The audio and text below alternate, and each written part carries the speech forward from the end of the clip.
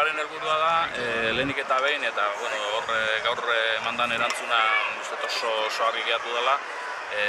Gipuzkoako metalgintzako langilea, 50.000 langileak herrialdeko hitzarmenaren defentsan atera diela gaur kalera, eta gure aldetikan irakurketa garbiena hori da. Herrialdeko metalgintzako langileak atera dira herrialdeko metalgintzaren hitzarmenaren alde, eta ez beste inorren beste enpresako paktuak edo garrantzitsuna kontuako da herrialdeko hitzarmenaren babesean atera dela jendea, eta gaurko erantzuna iruditu zaigu izugarri. Enpresatan gehientsuenak ja erabakita zaukaten aurretikan itxita zirela, eta gero Donostira abiatu gara, eta Donostian konstitutu ja batera inda helaren konzentrazioa, eta gero ondoren gurea, eta gurean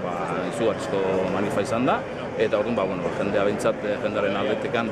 zoriondu beharra dago, emandan erantzunen gatik. Kalkulatzen dugu 95% Gipuzko osoan, eta gehientsuena portzentaiaren aldetikan Tolosaldea, Goierri, eta Urola Kosta. Horra izan da, portzentajearek eta gaur, enpresa nagusi guztiak atera dira, eta, printzipioz, arrakastatxu ez. Guk badakigu momentu honetan negoziazioa eraba blokeatuta dagoela, adegiren aldetikan jarrera oso itxia dago, eta gero beste aldetikan ere, guk ikusten ari gerana da, sindikato batzuk behintzat, ez dutela behar da bezala bultzatzen herrialdeko hitzarmena, eta hori uste nabaritu iten dela, eta gaur